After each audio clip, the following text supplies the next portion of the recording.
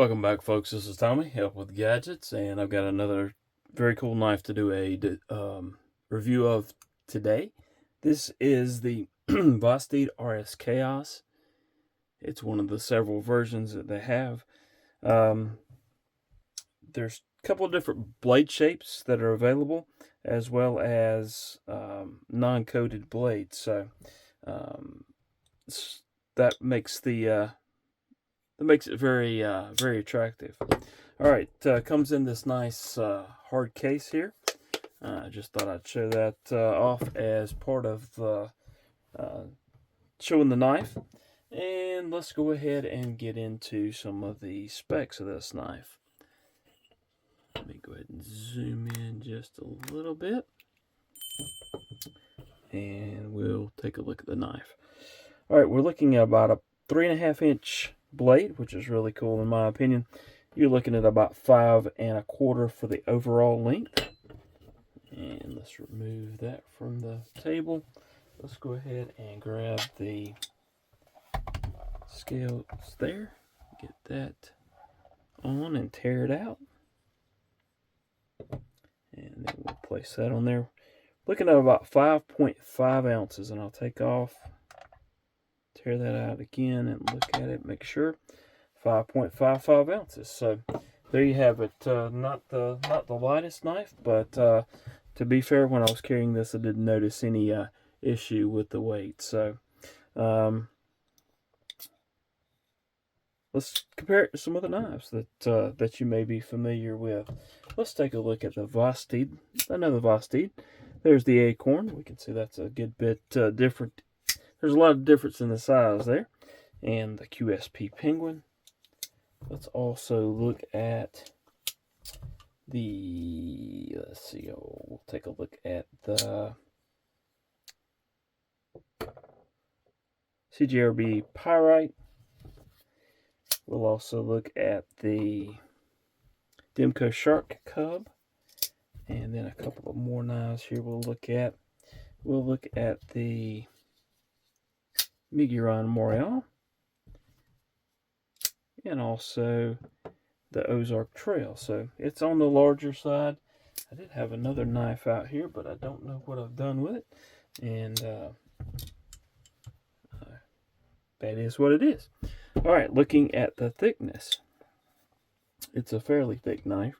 You're looking at it up against the Acorn there, looking at against the Miguron Montreal there, and again, with it being the handle being not very tall, in my opinion, this is not it works out well, fills the hand pretty good. Here is the profile against the Pyrite, profile against the Ozark Trail. Put the Penguin in here as well, just to kind of give you an idea. So there's that. All right, let's take a closer look at the knife. You can see it is a top liner lock, which is pretty cool. You push that button, it disengages that liner lock there and allows the blade to shut. Several opening methods with this knife. You've got the reverse flick of that opening hole. You've also got you can use your thumb, you can use the flipper, of course, or you can just press the button, and with a little flick of the wrist, the knife comes out. We'll again look a little bit closer. We've got some nice milling here on the blade itself, as well as on the handle. You've got pops of color with the button for the top liner lock, the pivot, as well as the clip, and a couple of body screws as well. There's how the clip looks from the top, or from the working part of it, to be able to see how it might fit in pocket. In fact, we'll go ahead and grab the pants here and show you how that fits in pocket. Well, it would help to put it in correctly. Now, I did not notice any issues when I carried this knife, and as you can see, looks pretty nice in pocket. There is some some of the knife sticking up above. It's definitely not a deep carry there. You can also see that there is a lanyard slot there at the top. If that's something that interests you, it's there. Jimping, there is a little bit of jimping here along the top of the blade. Just a couple of spots there. There is a little bit of jimping here at the base of the knife itself, and that's pretty much it. Not a terrible amount, but there are some cuts there in the blade if you were going to use like a pinch grip or something like that to help you hold on to the blade. And then there's also some cutouts here that make it fit in hand well.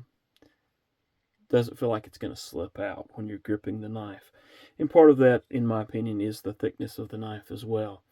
So even though it's rather thin through here, in my opinion, it does fit well in hand. This forward choil is very nice. And in fact, one of the reasons that I really like this knife. I enjoy that forward choil on a knife. Detent's very nice. Of course, being that top liner lock, it works really well. There's no side to side or up and down blade play on this knife. Price on this knife was about $249, I believe, at the time. You can find them on the secondary, and I do believe that they are still available. So if you're interested in this, check Vosteed's website or your favorite online retailer. Should be able to find one without a whole lot of trouble. Of course, it's M390. Let's see. Yeah, that's here on the blade there. Maker's mark. And then, of course, Vosteed on the other side here in small letters. So not a terrible amount of billboarding, but there is a little bit. Scale material is, again, coated titanium. And the same thing for the blade. It's coated. So it seems to hold up fairly well. But it's not my favorite. I'd rather have a non-coated blade, but it is what it is. Let's see, anything else? Pocket clip works well. I do like the little pop of color with the anodized parts there. I'm checking to see if I've missed anything that we needed to talk about. In hand, it does feel very good. It doesn't really matter which of the grips that you may choose to use, and I do love the blade shape itself. Works out very well.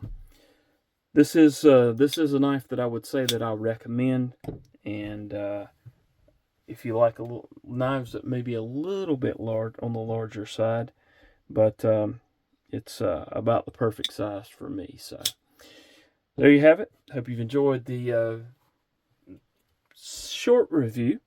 Hope you have a wonderful rest of your day. Please hit the like button. Subscribe if you haven't done so. Please leave a comment, and hope to see y'all again soon. Thanks for watching.